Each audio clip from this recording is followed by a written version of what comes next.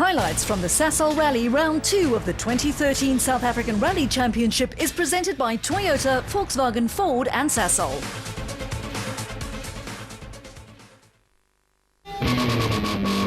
The drama continues as the action shifts to the forest trails of Mpumalanga for the second installment of the battle against the stopwatch. This is the 2013 South African Rally Championship.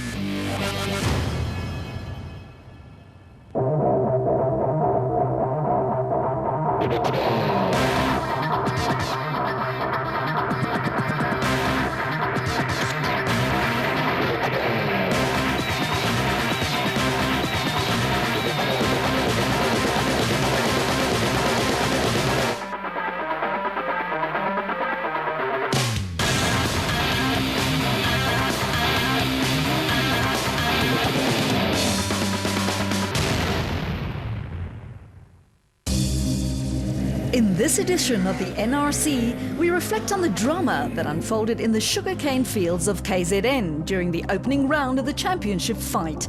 And we bring you all the drama and excitement from round 2, the popular Sasol Rally. But first, let's go back to early March when the 2013 South African Rally Championship got underway with a total rally held in Durban and the sugarcane fields of the South Coast. And it didn't take long for the drama to start. The new Volkswagen Sasol racing squad lost their first car when former champion Harken Fecken went off the road early on in stage 1. Fecken's teammate Enzo Kuhn hit a jump at a massive 145 kilometers an hour near the end of stage 3, totally destroying the Sasol Polo in the process. Both Kuhn and co-driver Hodgson were lucky to leave the scene relatively unscathed.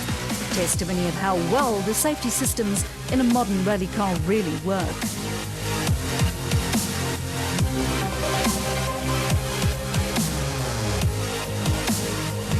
The total rally was also the debut of the brand new Castrol Toyota Yaris, which showed good pace from the word go. But veteran Johnny Gemmell was forced to retire on stage 4. With 2 of the Polos gone on day 1, the pressure to fly the Volkswagen flag was on the young shoulders of Henk Latergan, who occupied an excellent 3rd place overnight. But the youngster's good run came to a premature end early on day 2. Sponsors Total had lots to smile about, with the Team Total Toyota of JP Damso clawing its way up to an eventual 3rd position overall. A good start to the season for the Cape Townian. But an even better start for veteran driver Jan Habig and his Basil Reed Ford Fiesta. Habig knows these roads well and put his knowledge to good use to claim an easy 2nd position. But there was nothing that anyone could do about the speed of Marc Cronier and his Ford Racing Fiesta. The defending champion won the first stage and never looked back to cruise to a convincing victory. A great way to start his title defense. So, Marc Cronier shoots to the top of the early season standings with a 4-point lead over rival Jan Habig. Damso gets the points for 3rd, followed by Leroy Poulter in the new Toyota Yaris. Gugu Zulu lies in 5th, ahead of Geniel de Villiers and Wilro Dippenaar.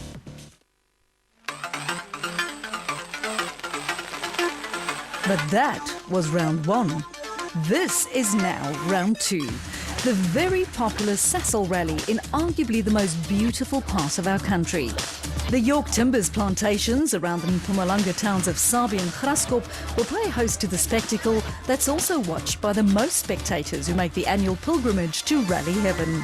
But inside the rally cars, it's quite different for the drivers, who have to face narrow and rough roads that leave them with no margin for error. Punctured tyres are usually the order of the day, and the ones who can avoid trouble will most certainly come out on top. But the Sasol is far more than just a rally and a spectacle for the fans. The entire area benefits from a massive economic injection, spearheaded by fuel and oil's giant Sasol. For 2013, they once again embarked on a mission to not only uplift the local communities, but to also leave a legacy for the area once the rally is over. So it's something that we're going to do on a yearly basis. So next year, perhaps we'll look at other projects that we will implement to do the upliftment. Because for us it is quite important. Like you said, like you heard Alan saying, you can't come in and just leave dust. You know, you must leave some legacy in terms of development. So the 22nd Sasol Rally was ready to once again live up to its reputation of being a great event, but as if the beautiful roads inside the York timber plantations aren't challenging enough, another challenge presented itself: the weather. Mpumalanga woke up to a cold, wet and misty morning as the winter's first front moved in over the Lowveld, bringing with it an ominous feeling of uncertainty. But as they say, the show must go on. And these are the names and faces of the dirt road warriors that will put up that show. Mark Cronje is the defending champion and current championship leader, and on current form, he will start the Sasol as favourite. I think we've done our homework and hopefully it'll pay off. Unfortunately, we can do nothing about the weather. It's the same for everybody, and we're going to give it 110%. For the Sasol, the Ford racing team of Cronje brought out the big guns in the form of WRC regular Matthew Wilson, who even has a fourth-place World Rally Championship under his belt. But what does he expect from his first outing on South African soil? New challenge, new experience, and I'm sure it'll be a good one. The only thing is it's just started raining, which makes me feel a bit more like I'm at home. Wilson Jr. is the son of rally legend and M-Sport boss Malcolm Wilson, the team responsible for building the Ford Fiesta. Malcolm Wilson has spent his entire life travelling the planet, but what is his take on the Sasol? It's great to come back. I've been promising that I would come for the last few years, obviously with quite a lot of customers out here, so it's great to be here. Ford also has a third Fiesta in the hands of 6 times national champion Jan Habeck, who will want to challenge for victory here on the Sasol. We're here to do our own thing, and I think the Fords have been very strong on the first event this season, and I'm sure they'll continue with that pace. Over at the Castrol Toyota camp, Johnny Gemmell will be feeling a lot more comfortable behind the wheel of the brand new Castrol Toyota Yaris. Did some testing now between the last event and now, and feels a bit better, so we're looking for a bit better result. Toyota teammate Leroy Poulter was on course for a podium finish in Natal, was it not for a small technical issue, so he too will look forward to the stages. But we have done quite a lot of testing in the car. I'd probably say it's about 80% better, and I think we will be up there for sure. It was a busy time for the Volkswagen Sasol racing squad, who had to completely rebuild the car of Enzo Kuhn that was destroyed during round 1. Kuhn is back, however, and with a new but old and experienced navigator in the form of Douglas Judd. And of course I have to build up my confidence after the big crash we had in the first round, but I'm positive. I've got a new co-driver. It's a whole new experience. Driving a sponsor's car on its own event always creates a bit of extra pressure, but as a double champion, Hargen Fekken is used to it. Yeah, the pressure is there. I think, the sponsors are all wanting good results, and I think, we must just be a bit clean today and get to the end of today and see tomorrow. Both Kuhn and Fekken will have good support in the form of 18-year-old Henk Latergan, who showed excellent pace during round 1. I was surprised actually, but for this rally we definitely need to get to the end. More good news for rally fans is that Janelle de Villiers will contest the rest of the 2013 season, and that behind the wheel of a third brand new Imperial Toyota Yaris. The car built by Glenn Hall and his team was completed just days before the event and unveiled at a function the night before. A bit of a rush to get it finished, and the Oaks worked till late hours at night to get everything finished, but all credit to them. It's on the start line, and we had the launch last night, so I can't wait to start the rally now. Besides the battle for overall and S2000 honours, a number of drivers will also battle it out for the hotly contested S2000 Challenge class for slightly older machines used by the factory teams in previous years. So expect another close fight between Team Total teammates JP Damso and Mohamed Musa, who will have their hands full to fight off the likes of Volkswagen Sasol Racing's Gugu Zulu, while a number of young guns such as Wilbro Dippenaar, Morne Janse van Rensburg and Nick van der Westhuizen will be eager to also make their presence felt. And finally, the much anticipated start of the 2013 Sasol Rally in front of a huge crowd in the Sabi town square. It's the Basil Reed Ford of Jan Habig that leaves the start ramp first, followed by the total Toyota of JP Damso. The two new Castrol Toyota Yaris cars of Leroy Poulter and Johnny Gemmell will start from 3rd and 4th respectively, ahead of the Sasol Volkswagen of Hergen Fecken. 6th on the road is a good position for championship leader Mark Cronier, while his British teammate Matthew Wilson will start from 9th. This is stage 1. 16 kilometres of damp gravel roads just outside Sabi in the York Timbers Olifantsgeraamte plantation.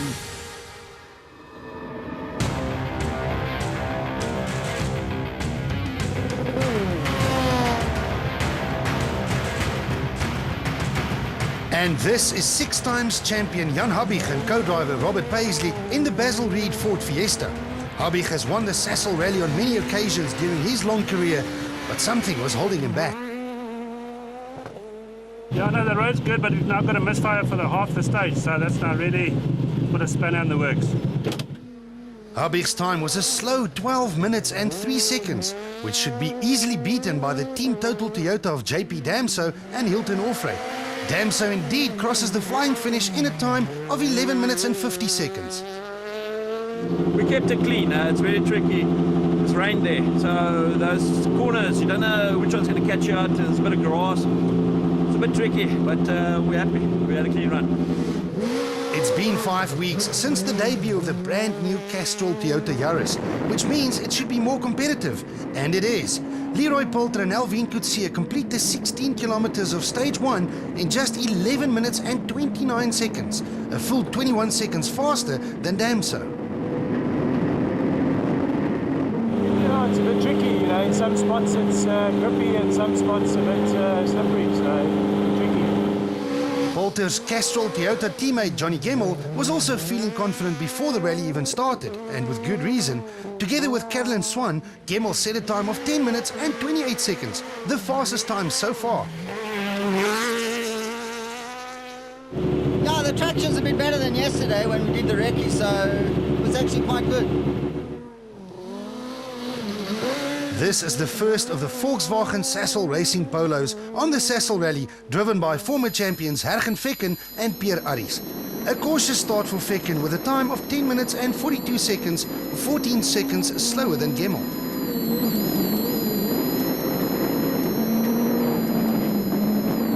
No, it was a good clean stage and we made it through stage 1, so I'm quite happy.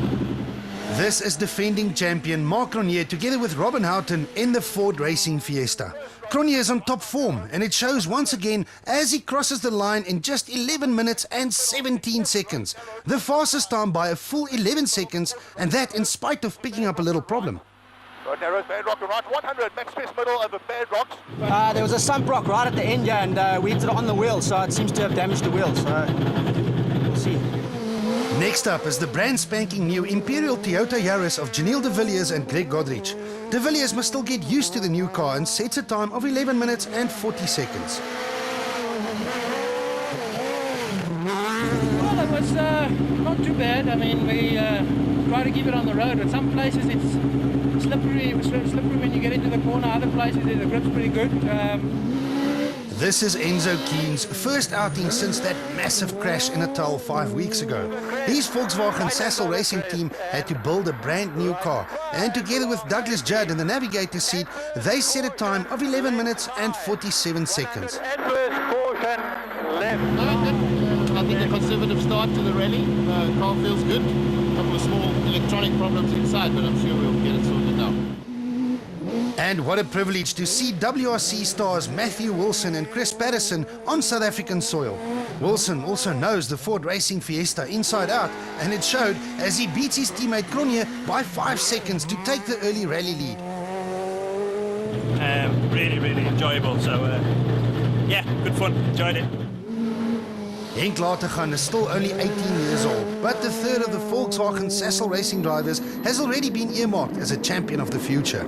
Latergan and co-driver Barry White opened their Sasol rally account with the 5th fastest time. Yeah, it was not a bad stage, it's a good opener. Gugu Zulu and Carl Peskin are behind the wheel of another Volkswagen Sasol Racing Polo, but it's an older version that competes in Class S2000 Challenge. Zulu sets the 8th fastest time of all. Long white 560. Right one, stay mid over 120. Yeah, the car feels really good. Rough stage. It's the first one for the day, so we're going to just take it easy and get through it. It's early days on the Sasol, and with just 16 kilometres under the belt, it's WRC star Matthew Wilson who leads his Ford Racing teammate Marc Cronier by 5 seconds. The Castrol Toyotas of Johnny Gimmel and Leroy Poulter are in 3rd and 4th, ahead of Henk Lateghan and Janelle de Villiers. A string of Volkswagens fill the bottom half of the early leaderboard, with Damso rounding off the top 10. After the opening stage, it's back to the Dunlop Service Park in Sabi. But even the crew's best efforts could not prepare them for what lay ahead. Stages 2 and 3 are high up in the hills near the towns of Graskop and Pilgrim's Rest. And they are now covered in mist, making it almost impossible to see. These are treacherous conditions, to say the least, but someone of Jan Habich's caliber would have seen it all before. With the misfire under the bonnet of the Basil Reed Ford Fiesta now repaired, Habich and Robert Paisley start their comeback by setting the 7th and 4th fastest times, respectively. We still had quite a bit of mist here, but we managed to keep a better flow in the mist, which is critical for the, when you're driving in the mist, you've got to keep the flow and keep the momentum. Behind Habich, JP Damso and Hilton Orfrey are second on the road. Damso recorded a podium finish during the opening round of this year's championship earlier in Natal, but the Cape Townian does not like these conditions and opted for a safe approach. It is so easy to fall off the road, and although his times on both stages 2 and 3 were somewhat slower than the pace set by Habich, the team total Toyota was still in good shape. It's a bit tricky, the rocks are a bit slippery, so yeah, I've got to watch out for that. One has to wonder how it's possible to even drive in these conditions, let alone go fast. But that's what top-flight rally drivers do. Castrol Toyota's Leroy Poulter and Alvin Coetzee won this event in 2011 and set the 4th fastest time of all on stage 2. On stage 3, the Toyota driver went one better to set the 3rd fastest time, a feat that did his overall position no harm at all. It's just unbelievably slippery, this one, at the end, with the rocks and the wet, it's like on ice. With the Castrol Toyota of Poulter setting a good pace, teammates Johnny Gimmel and Callan Swan were determined to do the same. Gimmel was pushing hard as he always does, but he did slide wide in a corner and hit a tree stump, damaging the front end of the Yaris. With no chance to service the car in between, Gimmel had no choice but to also take on stage 3. He managed to reach the end, but had reason to be concerned. No, I just got a bit warm for a bit, and then now it's all right because it's got a bit faster towards the end. Ergen Fekken and Pierre Arries had won many rallies in their long and successful careers, but for some reason the Sasol has always eluded them, and it seems like the 2013 edition was about to do the same. Fekken arrived at the end of stage 2 with a problem. We had a bit of trouble with the power steering, but it was intermittent, so it was difficult to drive really hard. But the power steering fluid. On the 24-kilometer stage 3, Fekken's woes continued as his Volkswagen Sasol Racing Polo now also suffered from a puncture, causing him to tumble down the leaderboard. We put in a new rack, so it's much more difficult to drive. It's a close ratio rack. So we battled, and there was one rock, I just couldn't miss it with the power steering. The Sasol is already living up to its reputation as a car breaker, made even worse this time around by the terrible weather and thick mist. But Marc Cronier and Robin Houghton are here with a job to do and set off in their quest to close the gap to teammate Wilson. The benchmark time on stage 2 was 16 minutes and 23 seconds set by Poulter, but Cronier smashes this time by crossing the flying finish in 16 minutes and 6 seconds. Opens over crest. Fast, long right 3, opens over crest. See 300. 300, right one side. That was awesome. I enjoyed that stage. It's a nice technical stage, and it works with me. So I really enjoy that stage. Minutes have now passed, and there was no sign of the new Imperial Toyota Yaris of Janelle de Villiers and Greg Godrich at the end of stage 2.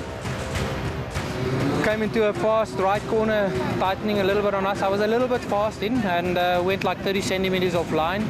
and I turned the wheels for the next corner. It was a sharp corner, and we just clipped a rock on the inside, with the wheel open, and it unfortunately took broke the lower control arm and the steering arm. So the Sasol has already claimed a few victims, and it was about to add to the list.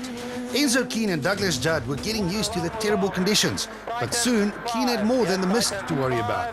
The newly built Volkswagen Sasol Racing Polo developed a few teething problems, causing Keane to lose valuable time. And keep right and tighten, yeah. The clutch is still gone, got a cracked power steering, and we don't have an electric screen, so we put the screen on, the engine goes funny, so we got a couple of problems. This may have been a maiden outing on South African soil for Matthew Wilson and Chris Patterson, but with weather like this, the British driver and Irish navigator probably felt very much at home. Wilson put his wet weather experience to good use and crossed the flying finish of stage 2 a full 18 seconds faster than his Ford Racing teammate Cronje. Not an easy one, but yeah, okay, we made it through, and we're through the main stages of the day, which is the main thing.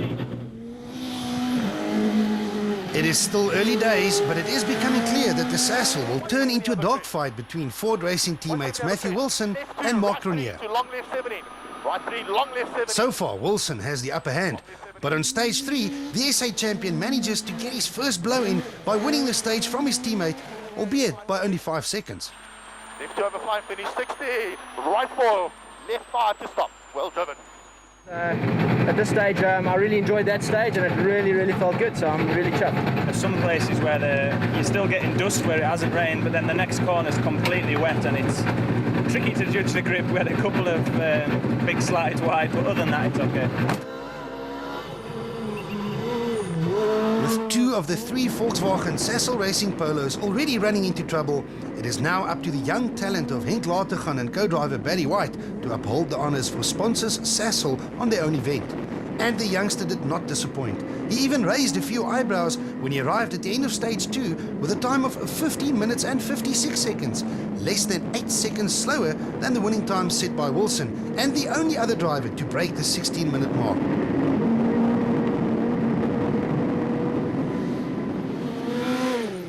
Stage 3 split times indicated that he was on the pace once again, but he picks up a rear puncture and loses a minute to the leading Fords. Yeah, I think we lost a bit of time. It was about 8 Ks that we drove on it. The going was now getting tough. Team totals Mohamed Musa and Andre Vermeulen lost time on stage 1 when the brakes in their Toyota Auris failed. Not what you want in these conditions, and it was about to get even worse. On stage 2, a drive shaft snapped, turning his 4-wheel drive Auris into a nearly uncontrollable rear-wheel drive monster. We got rear-wheel drive. I drove 3/4 of the stage in rear-wheel drive. That's not good for a long life. No such problems, however, for the ever-consistent Gugu Zulu and Carl Peskin. Zulu, the fastest brother in Africa, as he is affectionately known, simply put his head down and got on with the job as he set the 6th and 5th fastest times on these 2 tricky stages to not only climb to an impressive 6 on the overall leaderboard, but to also take command of the S2000 challenge class. Yeah, look, it was really good. Car's handling very well. Japie van Niekerk and Gerard Snyman also crawled their way into the top 10 behind the wheel of their new Africa Developments Volkswagen Polo. So after 3 tricky and treacherous stages, it is still the Ford Racing Fiesta of Matthew Wilson that tops the leaderboard with an 18-second advantage over his teammate Mark Cronje. Poulter takes up 3rd in his Castrol Toyota ahead of an impressive Henk Latergan. Gemmel survives a big scare to still occupy 5th, while Zulu leads the S2000 Challenge class in 6th. Jan Habig moves up into 7th ahead of Enzo Kuhn and JP Damso, with Van Niekerk rounding off the top 10. Sasol rally action continues after the break with 2 more wet and misty stages on dirt. Or should that read mud? Will Matthew Wilson continue to lead the way, or will Cronje be able to fight back? Will the weather have the final say?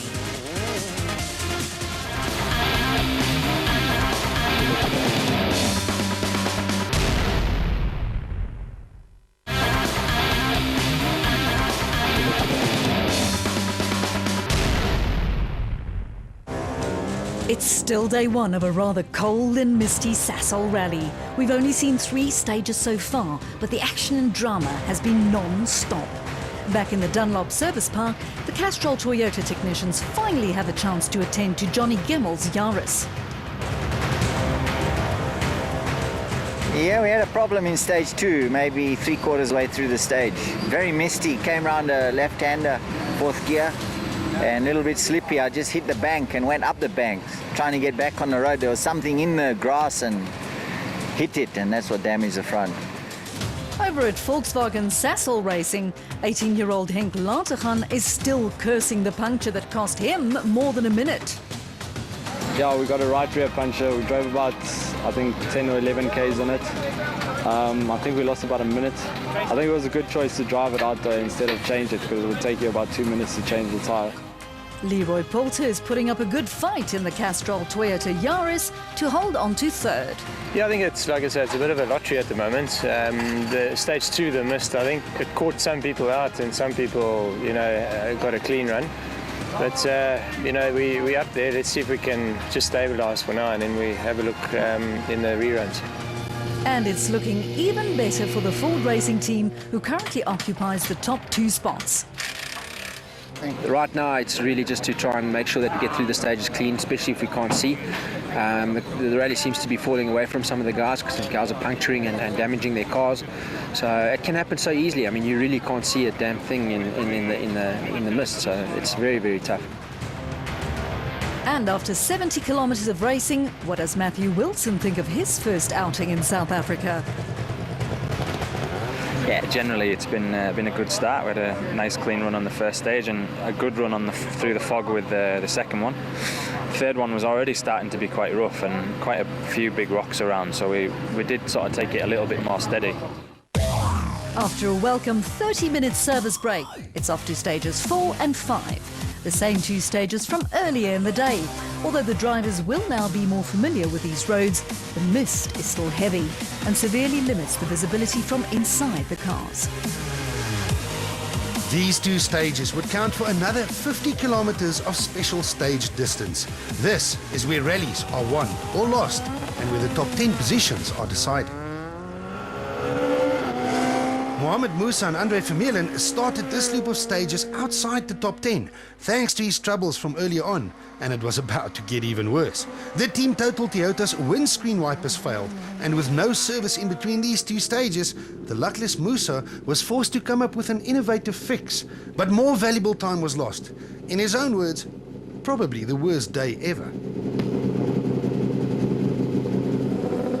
Inside the Volkswagen Sasol Racing Polo of Hergen Fekken and Pierre Aris, it wasn't going much better.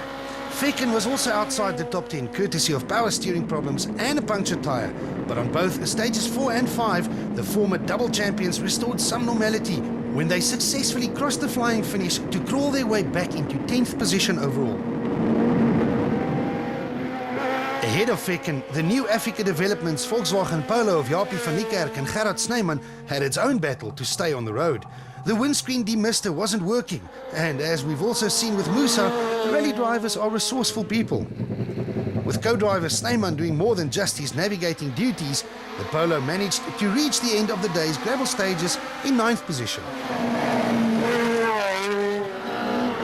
8th position before the start of this tricky loop of stages belonged to Enzo Keane and Douglas Judd in the Volkswagen Sasol Racing Polo. Keane did well in his first rally following his crash 5 weeks earlier, but the newly built Polo had enough of the tough conditions and forced Keane to throw in the towel. With Keane removed from the action, JP Damso and co-driver Hilton Orfrey grabbed the opportunity with both hands to gain another position. The Team Total driver knew that taking chances will probably end in tears and therefore opted for a risk-free approach. He completes the day's gravel road racing in 8th position.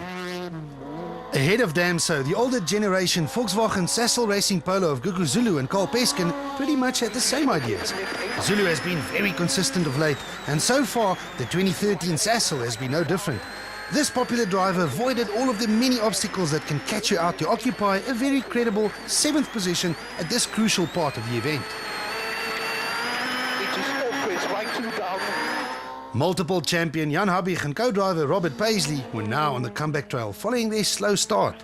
The Basil Reed Fiesta driver already fought his way up to 7th, but fast times on both stages 4 and 5 saw him overtake Zulu to move up into 6th, and now within striking distance of 5th.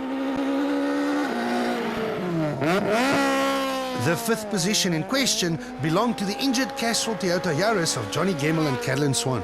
Gemmell's Yaris was still showing scars from the altercation with a tree stump earlier on, but somehow both man and machine managed to soldier on, allowing Gemmell to hang on to his current 5th place.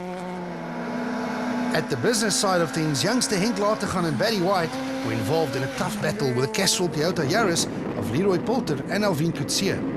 The Volkswagen Sasol Racing Polo of Lateghan suffered from a puncture earlier during the day on stage 3, and unbelievably another one on the same stage when it was repeated as stage 5. Lateghan's punctures gave Leroy Polter and Alvin Coetzee a little breathing space. Polter was confident that the new Castrol Toyota Yaris would be more competitive on its second outing, and he was right. They set the 3rd fastest times on both stages 4 and 5 to consolidate their 3rd position overall, now 31 seconds ahead of Lateghan's 4th.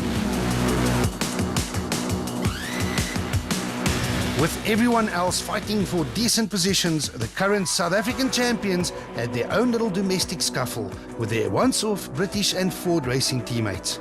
As visiting guests, Matthew Wilson and Chris Patterson will not score any points for the Sasol Rally, which effectively puts Mark Cronje and Robin Houghton in 1st position. But the SA champs are fighters and gave it their all in an effort to close the gap to Wilson. But for once, there was nothing that even Mark Cronje could do. The visiting squad of Wilson and Patterson decided that it was time to make a move. The Ford Racing Fiesta gobbled up the 24 kilometers of stage 4 in a time of just 15 minutes and 37 seconds, a full 16 seconds faster than his teammates. I knew the guys probably don't like the fog, and it's something I don't like, but obviously I'm a bit more used to it, so. The gap after stage 4 was now a full 35 seconds, and unlike Formula 1, there was no team orders in the Ford Racing camp. Mark Cronje dug deep to go faster than anyone else, including Wilson on stage 5, but he only managed to decrease the deficit by 3 seconds, leaving Wilson with a comfortable lead of more than half a minute. A dominant performance with the 2 Ford Racing Fiestas taking 5 stage wins out of 5. 3 of those went to Matthew Wilson, who completes gravel road racing on day 1 with a comfortable 32-second advantage over Mark Cronje. Polter's doing well in 3rd, ahead of Lateghan, Gemmell and Habig. Gugu Zulu, Damso, Van Niekerk and Fecken are all in the top 10. One more and well-earned chance for drivers and cars to receive a little TLC at the Dunlop Service Park in Sabi. Castrol Toyota technicians have another go at repairing the damage to the front end of the Johnny Gemmell Yaris, while Gugu Zulu has time to reflect on his S2000 Challenge class lead. It's been quite hectic. The conditions are quite challenging. One moment it's nice and bone dry, the next it's very snotty, and then the next thing you have to deal with the mist, you know. But the story of the day belongs to the Ford Racing squad of Mark Cronje and visiting WRC driver Matthew Wilson. We're probably a little bit more familiar with the conditions that we've had today, but it's still not easy, and you never ever enjoy driving in that mist and fog. But it ain't over till it's over, you know. So we've got the 2 gravel, the 2 tarmac stages now, which we've got a good setup for, and hopefully we can get through unscathed. After spending a day fighting the mud and slippery conditions, 2 more stages remain. But they are on tar, so teams have another chance to put on a show for the thousands of rally fans who now line the streets of Sabi.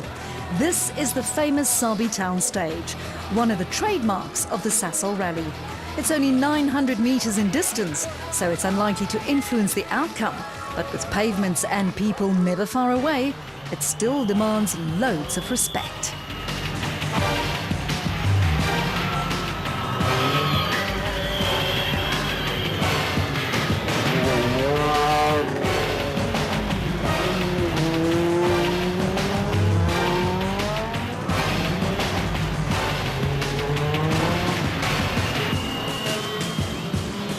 Rallies are never won on these type of stages, but they can be lost, as it is so easy to rip a wheel off on one of the many pavements.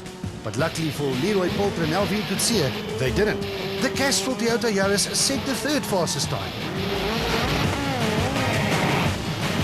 Times are usually extremely close on short spectator stages, and 2013 was no different. Poulter's time was 1 minute and 16.3 seconds, but Matthew Wilson and Chris Patterson continued their good form by claiming second on the stage, just half a second faster than that of Poulter. Mark Ronier and Robin Houghton have a deficit of more than half a minute to their Ford Racing teammates. The SA champion and also tarmac specialist made it a Ford clean sweep as they took another stage victory by a mere 0.3 seconds. But as they say, every little bit helps. From the streets of Sabi, it's on to White River for another 1 kilometre affair of spectator and sidewalk-filled streets. The principles are very much the same, with not much to gain but everything to lose. But from a spectator's point of view, it presents another great opportunity to get really close to the action.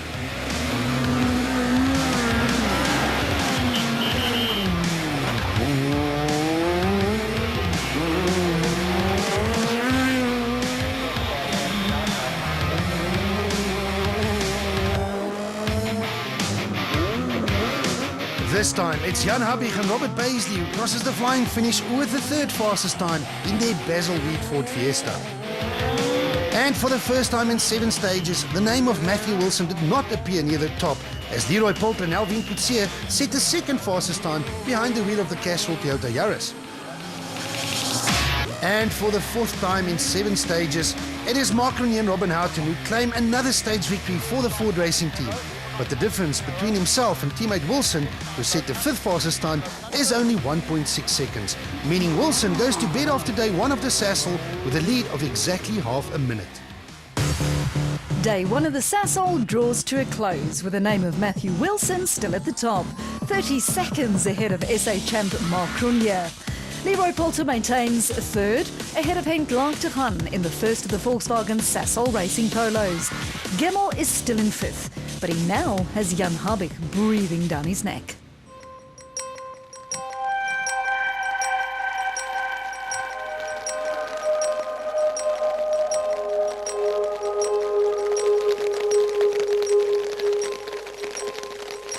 And this is the second and final day of the popular Sasol Rally. The day that will reveal all. And to make it even more complicated, the weather gods have decided to throw in one more obstacle, even more rain. But before the crews head off to the forests to tackle the slippery, muddy tracks, they first have to face not only the stopwatch, but also one another on the famous Nelspruit Super Special stage, and that in front of thousands of rally fans who braved the wet weather. In a Super Special stage, 2 evenly matched cars race one another over different loops of the same piece of tarmac, often resulting in nail-biting action for the fans. First up, the duel between rally leaders and Ford Racing teammates Mark Ronier and Matthew Wilson. Wilson already proved that he is a master on wet and slippery gravel roads. Ronier is familiar with this stage as he wins this fight by 5 seconds, reducing the overall gap to 25 seconds. Next up, the fight for the final podium position between the Castrol Toyota Yaris of Leroy Poulter and the Volkswagen Sasol Racing Polo of Henk Laagtegan. Laagtegan's talent has been a revelation so far in 2013, but Poulter is an experienced motorsportsman and former circuit racing driver, and he claims a 5-second victory over the young pretender. This is Jan Habig versus Johnny Gemmel, Basil Reed Ford versus Castrol Toyota. These two are also currently 5th and 6th on the overall standings, but it's Gemmel who beats his rival by 3 seconds to maintain his position on the overall rankings. The 4th duel of the morning is a fight between the Team Total Toyota of JP Damso and the Volkswagen Sasol Racing Polo of Guguzulu. There is not much to choose between them as they enter the final stretch. In fact, there is nothing between them as they cross the finish at exactly the same time, a dead heat. The crowd was now treated to top-class racing as the Volkswagen Sasol Racing Polo of Hergen Vekken took on the New Africa Developments Polo of Japie van Niekerk. Vekken is very quick on these type of stages, and it showed as he beats van Niekerk by 2 seconds. Janiel de Villiers retired from day 1, but his Imperial Toyota technicians repaired the new Yaris to allow him to compete on day 2 under the Super Rally rules. His first challenge for the day was the Team Total Toyota Auris of Mohamed Musa, with de Villiers edging out his rival by 5 seconds. From the streets of Nelspruit, it's up the road for another spectator feast in the shadow of the beautiful Mbombela World Cup Soccer Stadium. At only 1.6 kilometres, it will do little to affect the outcome of the event, but a mistake could mean the end of your rally.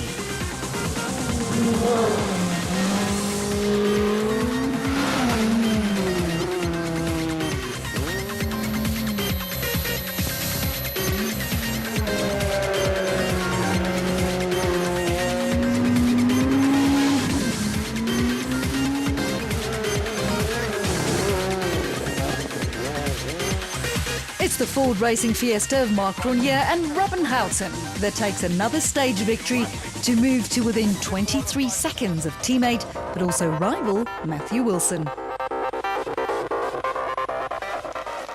Only a few stages of the 2013 Sasol rally remain.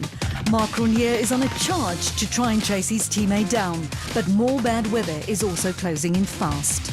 Who will come out on top, or will hopes be drowned in puddles of mud?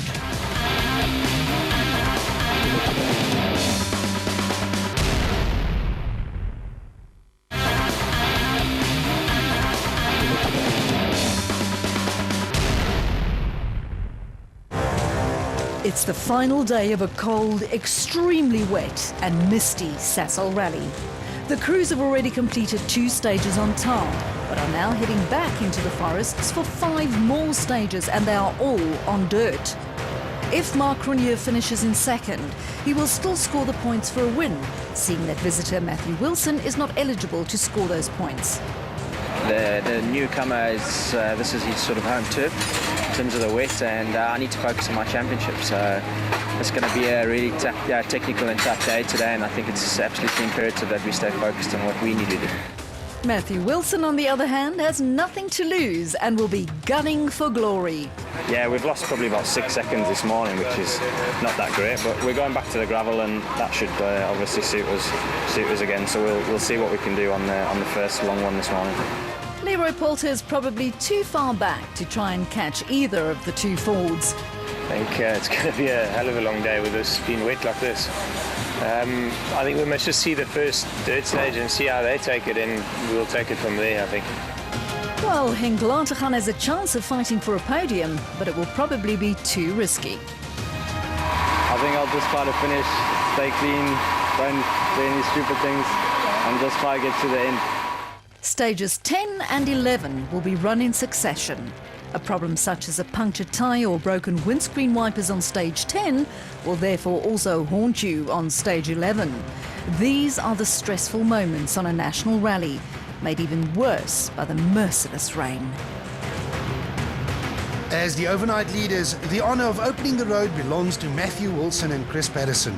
The roads are now beyond the point of saturation, and it took a long time for Matthew Wilson to reach the end of stage 10. He clearly had a problem. Nah, look, we've got no heated screen, nothing, so we can't see anything. We're just basically at walking pace, so we've probably lost the lead. Wilson had lost a big chunk of valuable time, but it wasn't clear exactly how much time he lost until Mark Cronje and Robin Houghton arrived in the sister Ford Racing Fiesta. The benchmark time for Matthew Wilson was 17 minutes and 11 seconds, but Cronje crosses the flying finish in 15 minutes and 52 seconds. It's a massive swing of 1 minute and 25 seconds, and we have a new leader. There's pool everywhere, and it's really, really tricky. It was now becoming a battle for survival. It took every ounce of concentration to simply stay on the road, let alone fight for positions. So the team Total Toyota of Mohamed Musa and Andre Vermeulen did well to complete these 2 stages on the fringes of the top 10. Japie van Niekerk and Gerard Snyman overcame most of their problems from day one in the new Africa Developments Polo and were still clinging onto 9th position. But on stage 11, they had no choice but to surrender 9th as they dropped to 10th. The reason for that was the flying Hergenvecken and Pierre Harries, who were on the comeback trail. The Volkswagen Sasol Racing Polo of the former champions was on a mission to climb the leaderboard. They ended this loop of stages in 9th. Time differences are usually large in conditions like these, so Team Total's JP Damson and Hilton Orfrey were still in 8th. comfortably ahead of 9th, but too far back to challenge for 7th, so it was time to consolidate. The 7th position in question belonged to a very steady Guguzulu and Carl Peskin. The older generation Volkswagen Sasol Racing Polo was now 1 minute and 40 seconds ahead of Damso, but also more than a minute behind Jan Habig, who was currently in 6th. Speaking of Jan Habig, the veteran driver started the day with every intention to steal a few positions, but the worsening conditions simply didn't allow for any sort of attack to be launched. Habig tried, but nearly came unstuck and was lucky to survive this scary moment. So the Basil Reed 4 driver probably didn't have much choice but to settle for 6th.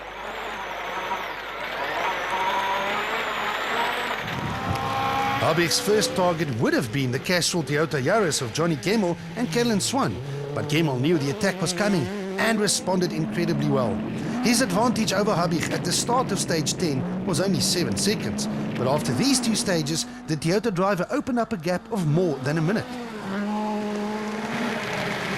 Henk Lategan and co-driver Barry White had already made it clear that they will not be trying any heroics as they simply needed to finish. The youngster acquitted himself well in only his second ever outing behind the wheel of the factory Volkswagen Sasol Racing Polo to comfortably maintain his 4th position overall. As with Lategan, there wasn't much that Castrol Toyota's Leroy Poulter and Alvin Coetzee could do about their overall position. Lategan was too far back and the 2 leading Fords too far ahead, so it was time for Poulter to simply protect his 3rd position. An excellent showing for the new Yaris in only its 2nd out. But what about the fight for the lead between Ford Racing teammates Mark Cronje and Matthew Wilson? Cronje just took control of the Sasol when the windscreen in Wilson's car missed it up on stage 10. Unfortunately for the British driver, there was nothing he could do about it on stage 11. So his performance was actually remarkable as he still managed to set a time faster than anyone else. But Cronje and Houghton recorded yet another stage win to increase their overall advantage over Wilson to a full minute and 21 seconds. A big swing at the top of the leaderboard with Mark Cronje and Matthew Wilson swapping places. It's status quo for the remainder of the top 10, who are now all in survival mode, except for Hergen Vecken, who edges past Van Niekerk in 9th and 10th respectively. Finally, the relative safety and normality of the Dunlop Service Park. Mark Cronje is the new leader of the Sasol Rally. I'm quite pleased because we had a reasonable run. It's absolutely treacherous out there. The water is literally like knee deep in places, so it's difficult to keep it on the road. On any other day, Matthew Wilson would probably set off in an effort to regain the lead. When you can't see, you can't go on. The problem is the conditions are so inconsistent as well, and it was just you can't even think about pushing when it's like that. Torrential rain, treacherous conditions, use whatever adjective you want. It was now becoming nearly impossible to keep a rally car on even the straight roads. 200. Incredibly, Mark Cronje did not hit anything and continued unharmed to reach the end of the stage. It's crazy, man. It's crazy, man. Can't keep it on the road. Matthew Wilson had more than a minute to make up, but in spite of Cronje's little offs, the Ford Racing Fiesta only managed to close the deficit by 10 seconds. And while all eyes were on the battle between the 2 Fords, the Volkswagen Sasol Racing Polo of Henk Lategan and Barry White blitzed through the tricky stage to take their first ever stage victory. More proof of the bright future that lies ahead of this young man. The Sasol was also a round of the FIA African Rally Championship, so it attracted a number of African entries who also had to brave the treacherous conditions, such as the Mitsubishi Lancer Evo 10 of Rwandans Giancarlo Davite and Sylvia Windevogel, and the Zambian crew of Jassy Singh and Dave Sioka in their Subaru Impreza, as well as Mohamed Essa and Greg Stead. Of these 3, David and Singh reached the end of the Sasol Rally. In Class Super 1600 for front-wheel drive machines, it was the Reef Tankers Citroen C2 of Clint Weston and Christoph Sneyders who grabbed victory ahead of the new Toyota Etios, driven by Thilo Himmel and Armand de Tooy. The 1600 podium was completed by Chad van Beerden and Henry Deelove in their Volkswagen Polo. But officials, organisers, technicians and crews finally had enough. The Sasol rally simply could not take the pounding from the weather guards anymore, and the call was made to cancel the last two forest stages, much to the appreciation of all involved. The Sasol was basically over, and the battle was decided. Just one more obstacle remains, the traditional Sasol rally finale at the Nelspruit Showgrounds. The stage is only 600 metres long, so it will most definitely not influence the results, but rewards the spectators who braved the bad weather with one last chance to enjoy Sasol rally action. 10th position was a good result for Japie van Niekerk and Gerard Snyman, while Hergen Vekken and Pierre Aries recovered well to claim 9th. And a steady 8th for Cape Townians JP Damso and Hilton Offrey, but an even better 7th overall for Gugu Zulu and Carl Peskin, who also claimed the S2000 Challenge class honours. There wasn't much that Jan Habig and Robert Paisley could do but to take the points that come with 6th place, while Johnny Gemmel and Carolyn Swan did well to finish the tough Sasol in 5th. What a fantastic drive from 18-year-old Henk Latergan in only his second outing in the factory Volkswagen Sasol racing team. And an even better podium finish for the new Castrol Toyota Yaris of Leroy Poulter and Alvin Coetzee.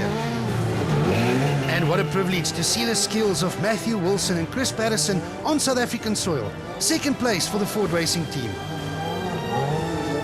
Less than 600 metres stood between Mark Cronje and Robin Houghton and the top step of the podium. But Cronje is a champion for a reason and crosses the flying finish to claim yet another Sasol victory.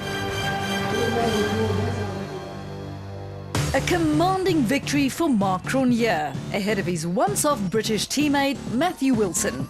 Leroy Poulter claims 3rd for Toyota, while Henk Latergan gets valuable points for his 4th position.